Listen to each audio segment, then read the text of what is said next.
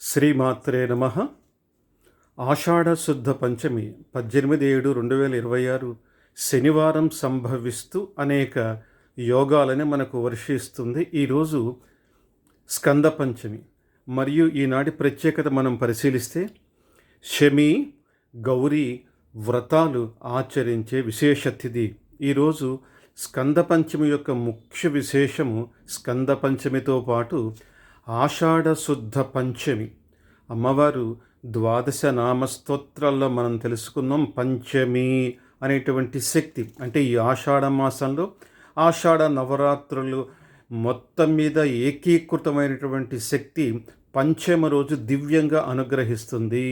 పంచమి 5 జ్ఞానేంద్రియాలు, 5 కర్మేంద్రియాలు, పంచభూతాలు, పంచప్రాణాలు, పంచ తన్మాత్రకులు, పంచకోశాలు, పంచయజ్ఞాలు, పంచగవ్యాలు, పంచామృతాలు, ఇలాగా అనేకంగా చెప్పబడినటువంటి ఒకానొక పంచమి శక్తి కటాక్షిస్తుంది. కాబట్టి సర్వలు ఈ శక్తిని వినియోగించుకుంటూ ఈరోజు 18/7/2026 సాయంత్రం 5:58 నుంచి రవి యోగ అద్భుతమైన ఒక మహాసౌర యోగ ప్రాప్తం ఉంటుంది. ఇది సమస్త దోషాలని తొలగించే శక్తి.